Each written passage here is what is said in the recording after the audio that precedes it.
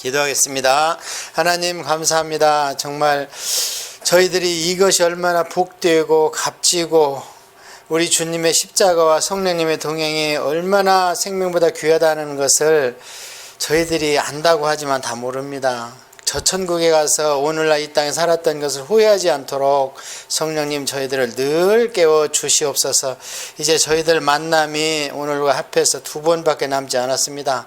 그러나 저 천국에서 영원히 한 얼굴도 낙오되지 아니하고 발견될 수 있도록 우리 하나님 도와주세요.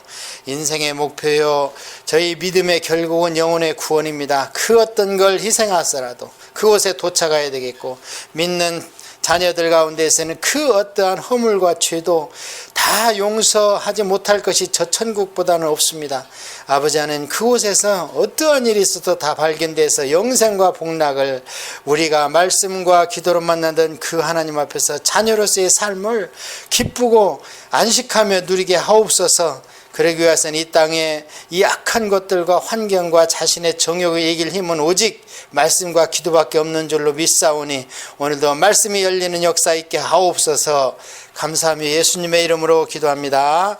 아멘. 이제 얼마 안 남았고요. 지난 시간에는 우리가 바울 사도의 여행을 통해서 인간 바울 사도를 하나님께서 어떻게 정말 애를 낳는 고통 가운데서 교회를 나게 하셨잖아요.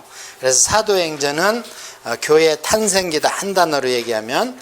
그래서 사도행전을 볼 때는 무엇을 보여야 되냐면 성령님의 역사하심과 그 역사하심의 결과로 나타내는 교회를 봐야 된다고 그랬어요. 그러니까 다른 것들은 사도행전에서 그 교회와 성령님의 역사하심을 나타내기 위해서 부수적으로 동원된 것들입니다. 예를 들어서 옥문이 열렸다든지 간수가 변화됐다든지 고넬료 집안에 막 말씀을 하는데 성령이 임했다든지 그런 사건들을 동원해서 결국에 무슨 말씀을 하고 싶었는가? 성령님과 교회의 탄생을 얘기하고 싶었던 거라고 말씀을 드렸고요. 그러다 보니까 이제 사도 바울을 통해서 교회를 많이 탄생시켰고, 그 교회들이 이제 없었잖아요. 지금까지 세상에 없었으니까 그 교회들이 여러 가지 문제점이 발생될 때마다 사도 바울이 자기가 낳은 아기이기 때문에 얼마나 기도를 했겠습니까? 그러면 그때마다 하나님께서 거기에는 이런 말씀, 이런 말씀, 이런 말씀을 주어라 해서 써서 보낸 편지들이 그 서신서다. 그래서 서신서는 다른 말로 얘기하면 교리서다, 그렇게 말씀을 드렸습니다. 자, 그러면 지난 시간에 우리가 못다한 게 있습니다. 뭐를 못다했냐면 교회와 성령님은 분리되면 안 됩니다. 지금 이 시대에는 교회와 성령님은 한 단어입니다. 그래서 목사한테 가장 저주스러운 말이 성령 없이 사역해라. 이게 가장 저주스러운 말입니다. 쉽기는 가장 쉬워요. 성령님 없이 사역하는 게 제일 쉽습니다. 그런데 성령님 없이 사역을 하면은 전부 아무 소용이 없는 거예요. 목사 자신도 구원을 의심해야 되는 거예요. 그래서 이 교회를 지난 시간에 봤기 때문에 오늘은 성령님에 대해서 우리가 한번 공부를 해보겠습니다. 그래서 이것을 어렵게 얘기하면 성령 특강이다, 성령 세미다 이렇게 얘기하는데요. 여러분 수준에 맞춰서 제가 성경 전 구원을 통해서 온 인류와 함께 하나님께서 어떻게 역사하셨는가를 간단하게 공부를 하고요. 그 다음에는 이제 지난 시간에는 사도 바울이 탄생시킨 교회를 봤다면 오늘 이 시간에는 서신서를 볼 겁니다. 사도 바울의 서신서 13권과 그 밖에 베드로와 사도 요한과 유다와 야고보를 통해서 주신 교리서를 볼 겁니다. 그리고 다음 시간에는 우리가 요한계시록 처음부터 끝까지 요한계시록만 볼 겁니다. 자, 그러면 성령님은 누구신가, 또 성령님은 어떻게 우리한테 사역을 하시는가에 대해서 간략하게 한 20분 동안 공부를 하겠습니다. 이 성령님이 인격적으로 우리한테 소개된 것은요, 얼마 되지 않았습니다. 아마 연세 드신 분들은 성령님을 신앙생활을 시작했을 때 어떤 능력이나 기운, 헬라어로 에네력이라고 그러는데요, 기운이나 어떤 영으로만 이해를 했을 겁니다. 그런데 오늘날은 성령님은 세 분 하나님 중에 한 분이신 인격을 갖고 계신, 원밀히 얘기하면 신격입니다만 그런 단어가 없으니까 위라는 자체가 어떤 격을 갖고 있다는 거거든요. 그래서 이 성령님이 슬퍼도 하시고 또 능력도 행하시고 그래서 예수님이 마치 인간의 몸으로 우리한테 현현해서 보이는 것처럼 성령님도 동일한 그런 존재시다. 우리가 영적인 세계를 가면. 그래서 성령님을 어느 한 인격체로서 우리한테 소개한 게 얼마 안 됐습니다. 그래서 이 성령님이 이제 마지막 시대에 가장 강조되는 거예요. 여러분 사도신경을 보면은요, 사도신경이 길지만 누가 집중적으로 사도신경에서 말씀되고 있어요. 세 분 하나님 중에서. 사도신경은 왜 사도신경입니까? 사도시대에서부터 신앙을 고백했다. 신경이라는 것이 신앙을 고백했다는 신조이라는, 그래서 어디는 사도신조 그러잖아요. 그러니까 사도가 언급된다는 얘기는 초대교회 아닙니까? 그러면 사도신경에서 초대교회 시대에는 사도신경을 잘 보면 누가 세 분 하나님 중에서 가장 많이 강조됩니까? 성부예요? 성자 예수님이에요? 성령님이에요? 예, 성자 예수님이죠. 성부 하나님은 그냥 창조하셨고 한단으로 끝났습니다. 그 다음에 성령님은 맨 뒤에 가서 성령님 안에서 교통하는 것과 이 한 단어입니다. 그럼 나머지는 다 예수님이잖아요. 왜 그렇겠는가? 사도시대에는 누구를 가장 소개시키고 싶어 했어요? 예수님이죠. 그 얘기는 거꾸로 얘기하면 예수님에 대한 의심이 가장 많았겠다는 거 아닙니까? 예수님에 대한 이단의 공격이 가장 많았기 때문에 그걸 변론하고 변증하기 위해서 예수님을 신앙 고백시킨 거 아닙니까? 사도신경이. 그럼 오늘날은 무엇인가? 오늘날은 성령님이 그렇게 강조돼야 된다 이겁니다. 예수님에 대해서는 어느 기독교에서 신성과 인성을 이제는 100% 완전한 인간, 100% 완전한 신이신 예수님을 부인하지 않습니다. 그걸 조금이라도 부인하면 대번에 이단으로 제외됩니다. 예, 그런데 이제 오늘날은 어떤 게 문제가 되냐? 성령님의 역사. 그래서 성령님을 어떻게 인정할 것인가? 그래서 이제 마지막 중에서 마지막 우리가 살기 때문에 성령님의 존재와 인격과 성령님의 특성에 대해서 그렇게 다른 소리 하는 교단은 별로 없습니다, 이제.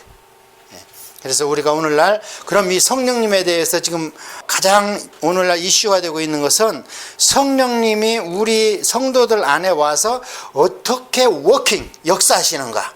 이것을 명확히 알면요, 우리 신앙이 흔들리지 않습니다. 이것은 아직까지 교단마다 조금씩 틀립니다. 그러나 저는 성경의 기초에서 여러분이 동의할 수 있도록 오늘 설명을 드리겠습니다. 자, 성령님을 설명하려면 먼저 하나님을 알아야 됩니다. 그래, 하나님을 알아야 되는데요, 하나님은 삼위일체다. 성경에 삼위일체라는 말은 안 나옵니다. 그래서 이것을 우리가 성경을 통해서 유추해서 근거를 만드는 겁니다. 자, 그러면 여러분이 가장 알아듣기 쉽게 예수님이 성령 받을 때 뭐라고 그랬어요? 예수님은 성령을 받고 계시죠, 지금. 성자 하나님은. 그런데 하늘에서 목소리가 들려요. 이는 내 사랑하는 아들이라. 그 목소리로 말씀하시는 분이 계시죠. 그러니까 내 아들이라 그러면 그분은 누구예요? 아버지라 소리입니다. 그런데 비둘기 같이 성령님이 임하셨지요. 예, 그럼 세 분 하지 않았습니까? 자, 또 한 가지. 자, 예수님께서 올라가십니다. 내가 올라가는 게 너희의 유익이라. 내가 올라가면 하나님께 말씀드려서 성령님을 너희에게 보내주리라. 그래 됐죠, 그대로. 자, 거기에서 지금 몇 분이 등장하십니까? 내가 올라가서 아버지께 말씀드려서 성령님을 너희에게 또 다른 보혜사로. 나도 보혜사라는 얘기죠. 그래서 거기에서도 세 분이 계시고요. 그 다음에 하나님께서 천지를 창조하셨다. 창조가 하나님은 엘이라고 그랬잖아요. 엘이 뒤에가 IM이 붙으면 복수라고 그랬잖아요. 그래서 원래는 하나님들께서 천지를 만드셨다. 이렇게 말씀을 해야 된다고 그랬고, 그 다음에 아브라함이 소돔과 고모라를 멸망시키려고 하는 천사들과 삼자 대면을 했죠. 세 명과 아브라함 한 분이 거기서 하나님 앞에 있었는데, 하나님은 계속 말씀하고 계시고 천사 둘이 소돔과 고모라로 갔다. 이렇게 창세기에 돼 있죠. 그렇잖아요.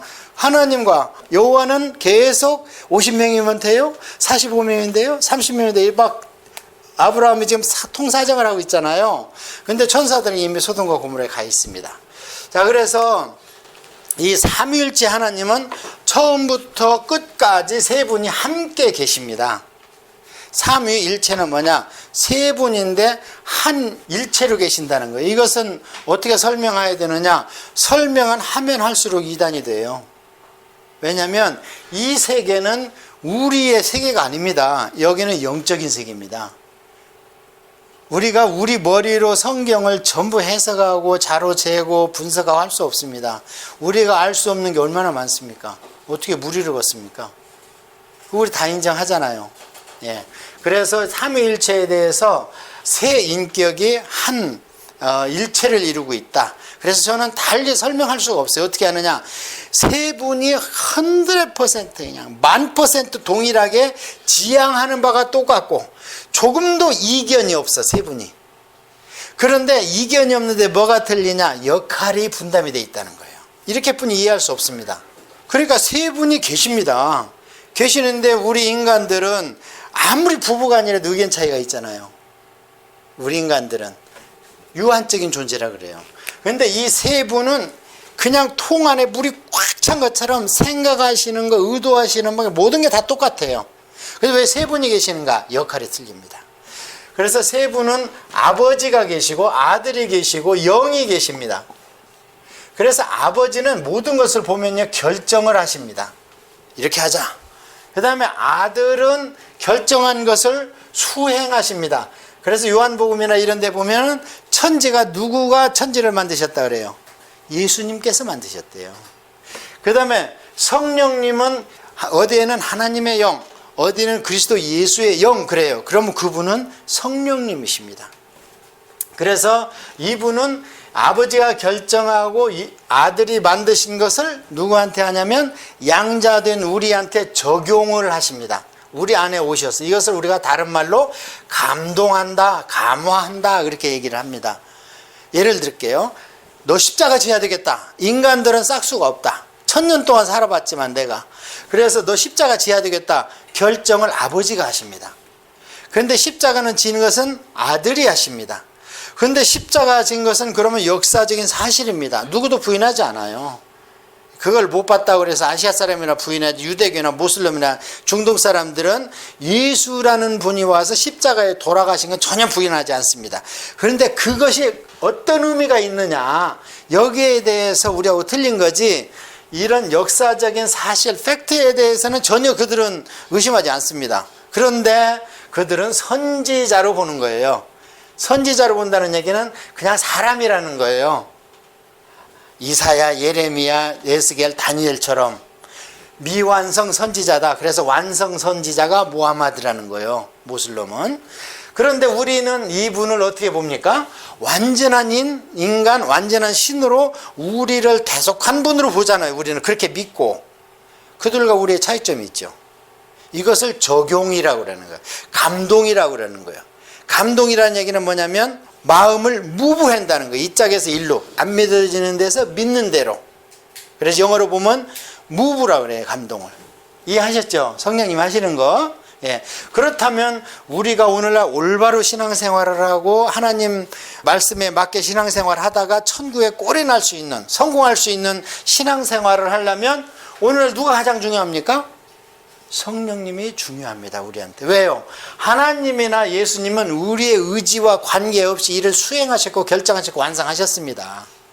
그러면 우리가 그걸 믿고 따르고 하려면 성령님이 우리를 강하게 충만하게 하고 동행해야 되고 보혜사 되시고 우리한테 힘을 붙여주시고 해야 되니까 우리는 성령님에 의존하는 신앙생활을 해야 된다는 거예요.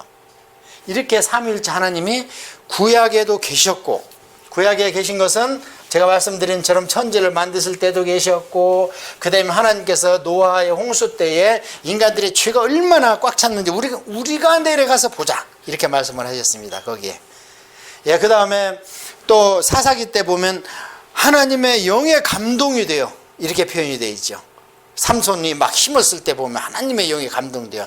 그럴 때 보면은 이제 성령님이 거기에 나오시는 거죠. 그러면 왜 성령님이라고 안 했느냐? 그렇게 얘기할 필요가 없었죠. 왜냐면 하나님 한 분만 제대로 믿고 따르고 갔으면은 예수님도 실제로 와서 갈보리 십자가에 안 돌아가셔도 됐고, 성령님이라는 단어가 그게 사실 뭔 필요가 있습니까? 구약 백성들이 하나님 말씀 잘 따라가서 그대로 신앙생활 올바로 했다면 다른 이민족도 구약 이스라엘 민족을 보고 여호와 하나님을 영접하면 된다. 이게 출애굽기 19장 5절 아닙니까? 제사장 나라의 직분. 그런데 그게 안 되니까 계시를 점점점 하면서 하나님께서 예수님도 질주로 눈으로 보여주셨고, 이 예수님이 갈보리 십자가 지실 때만 이 땅에 오셨냐? 그게 아니죠. 이미 아브라함 앞에서 말씀하신 분도 예수님이시고, 그 다음에 삼손한테 잉태의 소식을 주러 나타난 천사도 예수님이시고, 그 다음에 여호수아가 가나안 땅을 정벌하고 할 때 군대 장관이 쫙 완전군자하고 나타나셨는데, 여호수아가 보니까 인간으로 보였기 때문에 당신이 어느 편입니까? 이렇게 물어보잖아요. 근데 나는 네 편도 저 편도 하늘에서 온 군대 장관이다 이렇게 얘기해. 그분도 예수님이시고, 그럼 그분의 모습은 어떤 모습이었는가? 30세의 건장한 청년의 모습이었고, 그렇기 때문에 예수님께서 30세의 공생애를 드디어 시작하셨고, 예수님이 그에게 오셨습니다. 인간의 모습으로. 그 모습으로 오셨던 인간의 모습이 신약에는 언제 나타났느냐? 부활 후에 40일간. 그때는 예수님이 오셨지만 제자들이 예수님인 줄 알아요, 몰라요? 예수님이 내가 예수님인 것을 알려줄 때까지 몰라요. 엠마오로 가는 제자들이 같이 동행하고 식사도 하는데 몰라. 마음만 뜨거워져. 그래서 알아볼 만하니까 예수님은 사라지셨어. 그러면서 제자 둘이 그러잖아요. 그분이 말씀하실 때 우리 마음이 뜨거워지지 않았느냐? 언제 뜨거워져? 우리가 오늘날은 기도할 때 성령님이 역사하면 마음이 뜨거워지잖아요. 그 알아볼 만하니까 떠나셨잖아요. 그 예수님이 구약에 나타났던 예수님하고 동일하잖아요. 부활 후에 예수님은 그런 모습이에요. 그러니까 세 분 하나님께서 구약에서부터 언제까지나 함께 계셨다. 그런데 주도적으로 구약에는 성부 하나님께서 이끄시는 것처럼 나타나셨고, 2000년대 팔레스타인에서 30년 동안은 성자 예수님께서 나타나셨고, 그 후로는 마가의 다락방 이후로는 성령님께서 나타나셨다. 이제 얘기했죠. 세 분인데 성부, 성자, 성령님은 항상 계셨다. 그런데 성부 하나님께서 나타내는 것은 아직 점진적 계시 1단계, 그 다음에 안 되니까 2단계에 예수님이 직접 몸으로 오셨고, 점진적 계시 2단계, 그 다음에 점진적 계시가 아니라 완성된 계시가 마가 다락방. 더 이상 계시가 없기 때문에 지금이 말세다. 말세는 시간적 개념이 아니라고 그랬습니다. 구원사의 개념이라고 그랬어요. 그래서 성령님까지 교회 시대까지 왔기 때문에 말세다. 마지막 세대다. 그 소리예요. 말세가 마지막 시간이라는 뜻이 아니고요. 자, 그래서 성령님은 이제 이해를 하셨을 겁니다. 그러면 성령님이 하시는 게 적용이라고 그랬잖아요. 제가 적용, 이것을 이제 우리가 그래서 구원의 적용, 그래서 구원론 이렇게도 얘기를 한다고 그랬어요. 저 시간에, 맨 처음 시간에. 그러면 성령님이 우리한테 와서 하시는 일이 무엇인가? 첫째는 구원을 하십니다. 두 번째는 우리의 구원을 유지시켜 주십니다. 구원을 하시는 성령님이 구약에는 이스라엘 백성한테 양 잡아 피 발라. 그걸 어떤 무식한 사람이 믿겠습니까? 인간의 마음으로, 상식으로 무슨 그걸 근거로 믿고 양 잡아서 피를 발랐습니까? 그걸 믿게 하신 분 인간의 힘입니까? 아니면 또 다른 누구의 도움입니까? 그게 믿어졌다는 거예요. 이집트 백성 왜 안 믿습니까? 그걸. 근데 유대인들은 믿는단 말이에요. 그거를. 예. 그럼 그 차이에 뭐가 있습니까? 유대인과 이스라엘 민족 가운데 성령님의 구원, 이 구원, 생명의 구원, 이 적용이 성령님이 그 안에서 역사를 하셨냐 안 하셨냐, 그 차이죠. 오늘날 우리가 똑같이 예수 그리스도의 복음을 듣는데 어떤 사람은 교회로 갑니다. 어떤 사람은 교회를 아예 안 갑니다. 어떤 차이냐 이 말이에요. 똑같이 십자가 사건을 얘기를 듣는데 어떤 사람은 감격해서 받아들여. 근데 어떤 사람은 뭘 우연이겠지. 그 힘없는 청년 와서 죽어간 걸 가지고 뭘 그걸 그렇게 대단하다고 얘기해. 이렇게 하는 사람이 있죠. 또 어떤 사람은 자기 체면 때문에 교회 따라다니다가 한두 번은 따라가요. 체면 때문에. 그러다가 영 안 맞다고 그러면서 죽기보다 싫어해. 교회 가자는 거를. 그 안에 성령님이 있느냐 없느냐. 구원은 우리 힘이 아니라는 걸 보여주는 거예요. 체면 갖고 된다는 게 아니라는 걸 보여주는 거예요. 그래서 이 구원받는 하나님이 구원을 받게 하는 성령님의 구원 성령님이 있습니다. 또한 이 구원을 유지를 해갈 수 있도록 우리한테 성령의 세례로 말미암아 충만하게 계시는, 그게 이제 이게 신약적 개념입니다.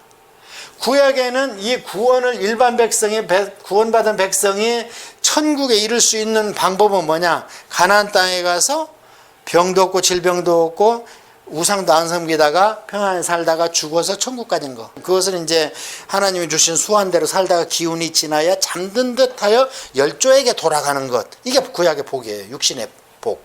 그러다가 바로 천국에서 이튿날 깨어나는 것. 그런데 그렇게 하기 위해서 그 백성들을 이끌어가는 세 부류가 있었죠. 어떤 부류가 있었습니까? 세 직책이 있었잖아요. 선지자 직책이 있었잖아요. 그래서 선지자 직책은 율법은 완전하게 왔습니다. 레위기로. 근데 그 율법을 못 지키는 세대를 향한 그 시대를 향한 하나님의 말씀이 있습니다. 예를 들어서 자, 다윗이 하나님 블레셋을 칠까요 말까요? 하나님한테 기도하고 이 사람들이 나를 배반할까요 말까요? 이런 걸 우리가 성경 통독하면 나오잖아요. 자, 이것이 레위기에 있습니까? 레위기는 원론만 레위기에 쭉 있잖아. 이런 거를 행하라, 이렇게 제사해라, 이런 거 먹지 마라, 이래라, 이래 나오고 막 있지. 다윗이 지금 블레셋하라고 선택을 하는데 블레셋이 지금 우리를 쳐들어올까요 말까요? 쳐들어온다. 그거 언제 칠까요? 뽕나무 숲 위에서 군대 소리가 나면 그때 쳐라. 이런 게 레위기 없잖아요. 그런데 다윗한테는 하나님과 그런 직통전화가 연결이 돼 있단 말이에요. 다윗한테는. 그런 부류가 선지자 부류가 있고, 그 다음에 제사장 부류가 있고, 그 다음에 왕의 부류가, 이 세 부류의 직책이 있는데 이들의 공통점은 기름을 부어서 구분해라. 하나님 말씀하셨죠. 레위기에는 이런 사람들은 기름 부어 구분을 시켜라 했잖아요. 이것을 우리가 뭐라 그래요? 구약의 기름 부음이다 그랬잖아요. 예, 구약의 기름 부음. 그 다음에 이 구약의 기름 부음을 받은 사람들은 백성을 유지를 시켰는데 우리가 아는 것처럼 잘 안 됐습니다. 그게 이 자체가 타락을 해버려요. 선지자도 타락해서 거짓 선지자가 나오고, 제사장은 백성들이 11조도 안 갖고 공부들 게을리하니까 그냥 짭이 없어갖고 생업으로 돌아가 버리고, 왕은 그냥 내배 기름 채우느라고 정신이 없어. 그렇게 한 역사가 1000년에 가다가 안 됐지 않습니까? 그런데 예수님이 오셔서 되지 않냐? 예수님이 죄가 없다는 얘기는 레위기를 다 지켰다는 얘기입니다. 그래서 제물이 될 수 있는 거예요. 내 죄가 없기 때문에 되지 않냐? 이렇게 보여줬잖아요. 자, 그러면 이제 예수님 시대까지 와가지고 예수님 시대에 이제 그 신약이 시작되면서 예수님이 오셔서 완전히 된다는 걸 보여주셨습니다. 첫 번째 아담은 사단의 꾀에 빠져서 넘어뜨려서 우리를 원죄 있는 후손을 만들었다면, 예수님은 사탄이 와서 꼬셨는데 넘어갔어, 안 넘어갔어요? 안 넘어가요. 그걸 광야 시험이잖아요. 구약은 와서 한마디 하니까 넘어가 버렸잖아. 뭘로? 먹는 걸로. 근데 예수님은 먹는 걸로도 안 돼. 그 다음에 그 혼적인 명예로도 안 돼. 영적인 숭배, 경배, 이거를 드려라. 그것도 안 돼. 그러니까 그 성경을 잘 보면 사단이 잠시 물러가니라 그러잖아요. 또 오겠다는 거예요, 유혹하러. 그래서 안 되니까 예수님 주위에 있는 바리새인들, 종교인들, 여러 가지 환경으로 예수님을 계속 겁박하잖아요. 막 우리 편에 들어와라, 타협하라, 우리의 왕이 되라, 막 이러면서. 그게 전부 사단의 뒤에 책동이라는 거죠. 그래서 예수님 끝까지 안 넘어간 거죠. 예. 자, 그렇게 해서 이 예수님께서 내가 왜 안 넘어갔느냐, 원래 선하시지만 그 다음에 예수님께서 기름 부음을 받고 사역을 시작하면, 공생애를 시작할 때 그것을 예수님 당신이 뭐라고 말씀을 하시냐면, 내가 성령과 능력으로 기름을 받았다 그래요. 그러고 나니까 가나에서 첫 기적을 일으키는 거예요. 무슨 얘기를 하려고 하는가? 그렇게 구원을 유지하기 위해서는 성령의 충만을 받아야 되는 거예요. 그러니까 사도 바울이 성령 충만을 받으라, 성령 충만을 유지하라, 그렇게 이야기를 하는 건데요. 이 단어를 표현할 때, 성령 충만이라는 단어로 표현할 때 또 다른 단어가 쓰인 게 뭐냐? 세례입니다. 성령의 세례. 자, 그래서 이 두 가지 사역입니다. 이것을 이제 우리가 성경을 가지고 제가 구분을 해보면요. 자, 성령님의 하시는, 그리고 성령님이 두 분이라는 얘기가 아닙니다. 성령님이 하시는 일이 우리를 구원시키시고, 그 다음에 우리 구원을 유지하기 위해서 충만한 세례를 베푸신다. 이렇게 여러분이 이해를 하셔야 됩니다. 구원은 했지만 흔들만들 할 수 있습니다. 근데 성령 충만을 우리가 유지하면 구원을 확신할 수 있습니다. 그러면 성경에는 예수님은 뭐라고 말씀을 하셨느냐? 니고데모한테 뭐라고 그랬어요? 야, 너 중생해라, 중생. 너 아직 구원 못 받았다. 그러니까 그럼 어떻게 합니까? 엄마 뱃속에 갑니까? 그게 아니고 네가 어떻게 선생에 대해서 그것도 모르냐 하면서 답답하니까 풀어주신 게 뭐예요? 바람이 임으로 불매. 어디서 와서 어디로 가는지는 모르지만 바람이 부는 건 할 수 있지 않느냐. 그러니까 이것은 바람처럼 오는 성령님입니까? 니고데모는 거듭나지 못했기 때문에 이해를 했습니다. 그러나 베드로나 도마나 이런 사람들은 생전에 자기 신앙을 고백하는 걸 볼 수 있습니다. 그리고 베드로전서 1장 27절을 보면 내가 구원받은 것은 말씀으로 구원받았다 그래요. 예, 영원히 있을 시들지 않는 말씀으로 구원받았다 그래요. 그래서 이 구원은 말씀에 근거해서 우리가 수긍함으로 바람처럼, 이 발음이 르하흐입니다. 이 르하흐가 영이라는 뜻입니다. 히브리어로. 그래서 거기뿐이 비견이 안 됩니다. 바람밖에. 그래서 이 예수님도 이렇게 말씀을 하셨습니다.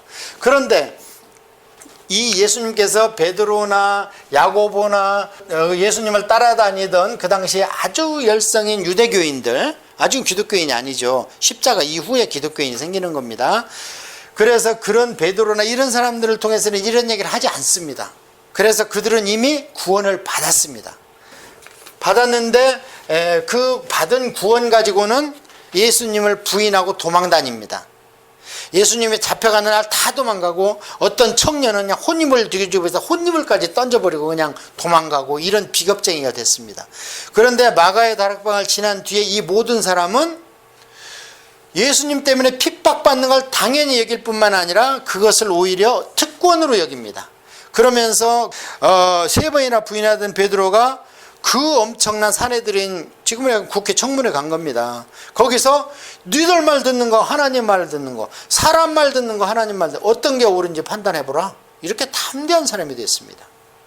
그 차이는 뭐예요? 그 차이는 성령 충만 세례를 받아서 유지시키는 사람은 그렇게 자기 구원을 유지할 뿐만 아니라 구약의 기름 부음 받는 세 부류의 만큼의 그 직분을 충분히 감당할 수 있다. 이것을 보여주는 겁니다.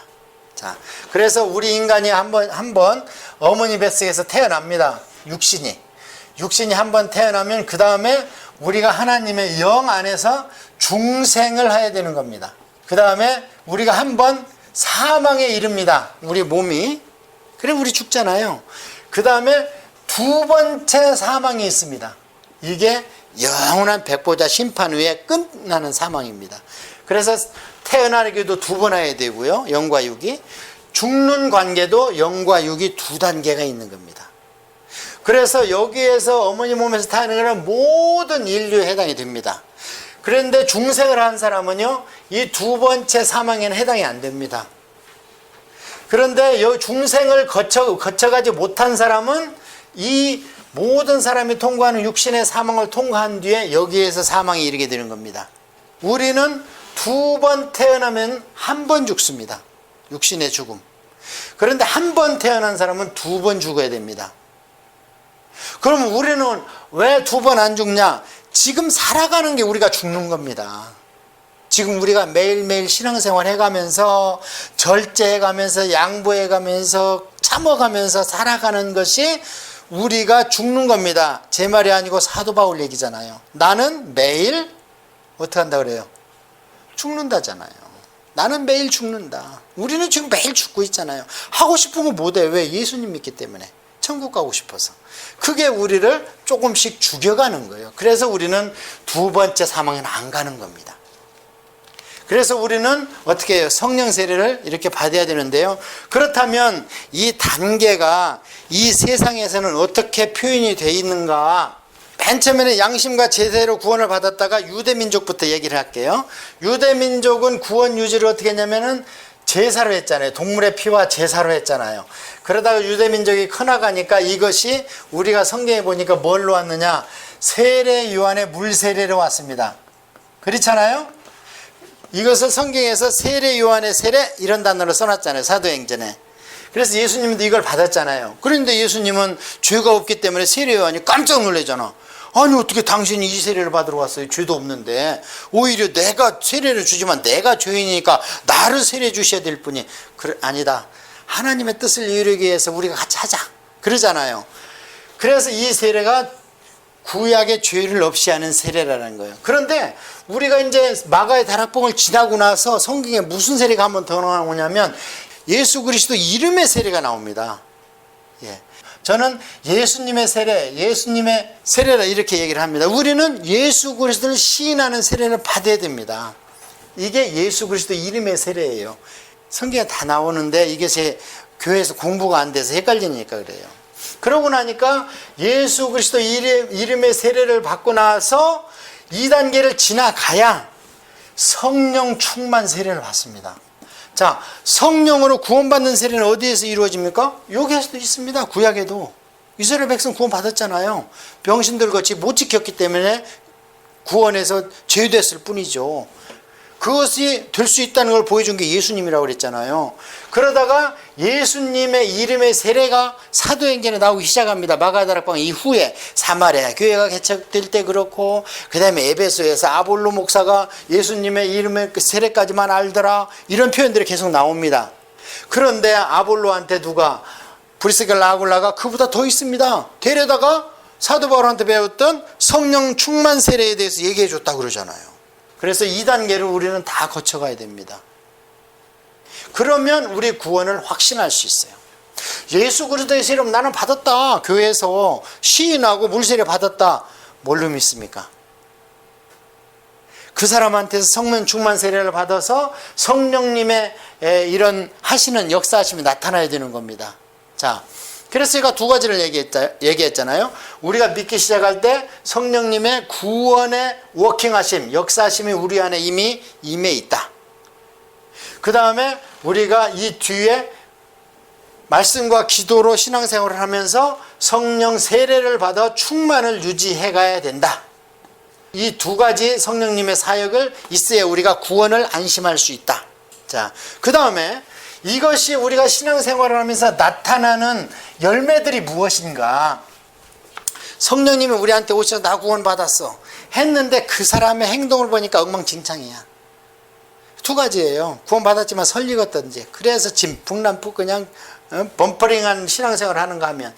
그래서 이 구원받은 사람이 어디로 가야 되냐면 성숙으로 가야 되는데, 이 성숙으로 나타나는 것이 성령님의 열매입니다.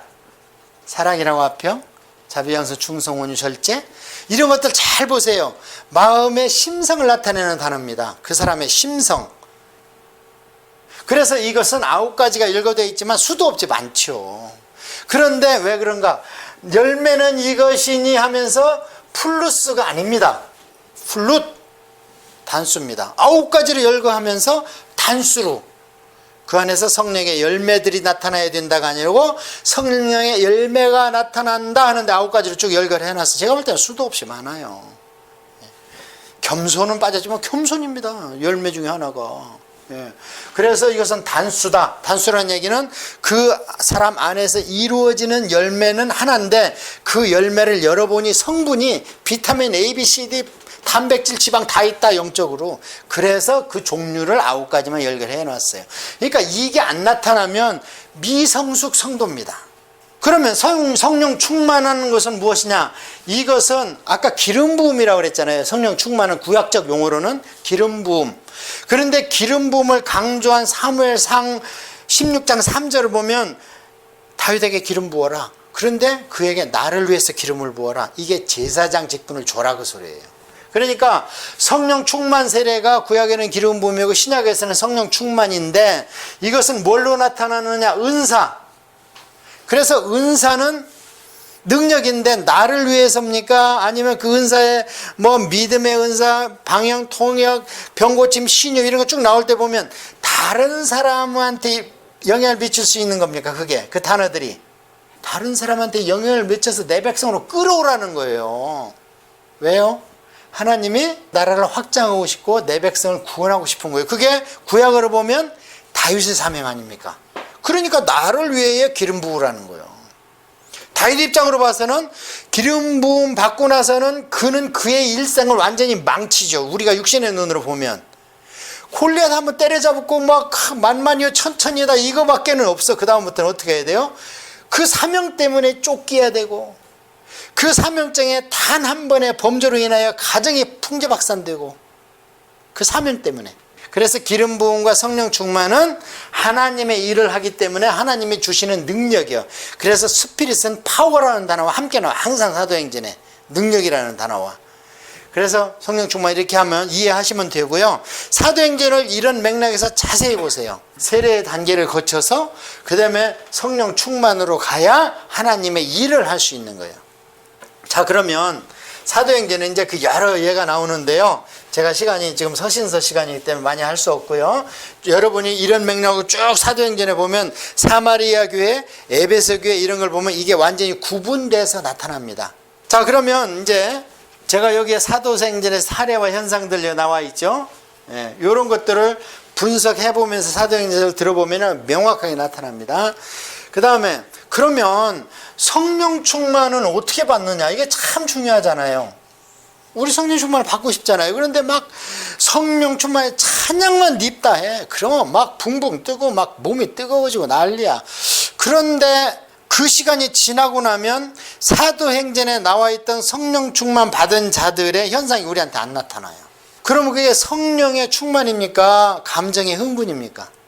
감정의 흥분입니다. 열매를 보면 알아. 열매를 보면 알 수 있어요. 자, 물론 성령 충만에도 사도행전에 나타나는 그 현상들이 우리한테 다 나타나지는 않습니다. 왜냐하면 그 당시에는 성경이 있어요, 없어요? 없기 때문에 사도임을 나타내기 위해서 능력을 줬다고 성경이 얘기하고 있습니다.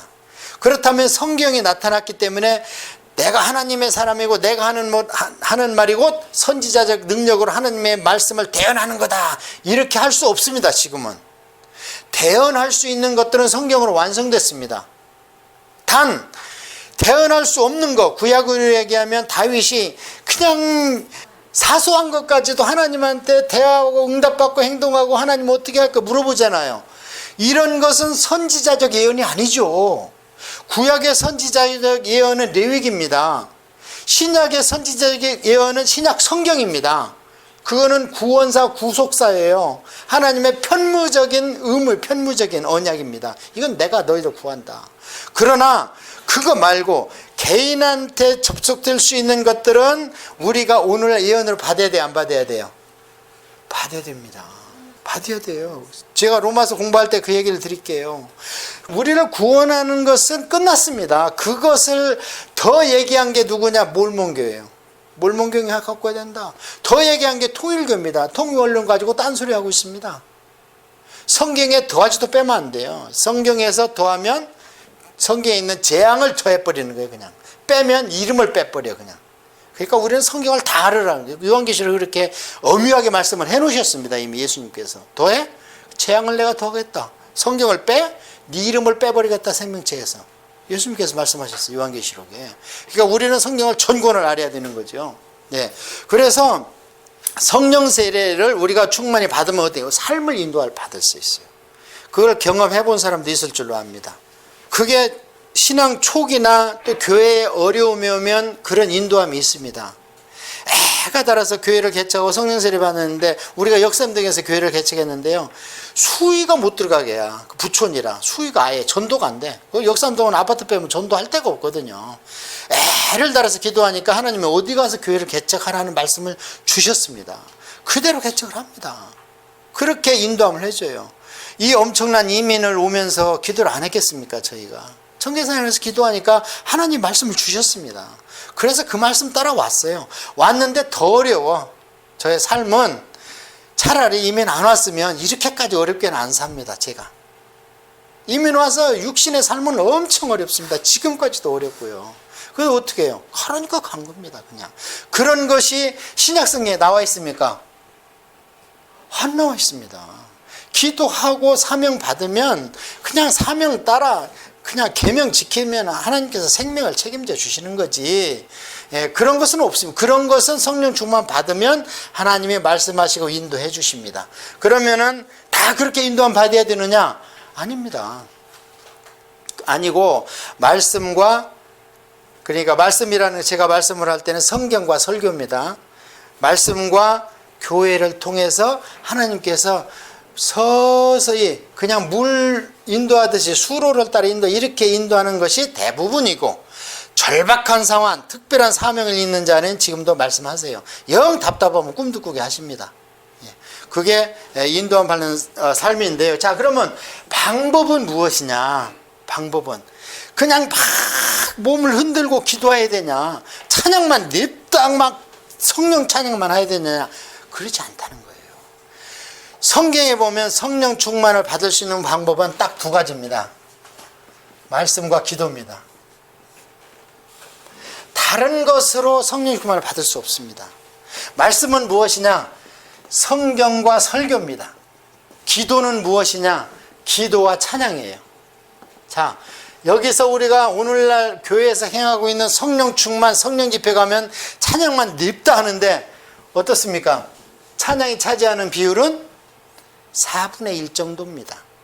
그런데 오늘날 찬양도 가사를 생각을 안 해요, 사람들이. 제가 오늘날 찬양을 보면요, 가사가 안 맞는 가사가 너무 많습니다. 왜냐하면 가사를 작사한 사람들이 성령 충만하고 성경에 정통을 해야지 그 가사가 맞아요.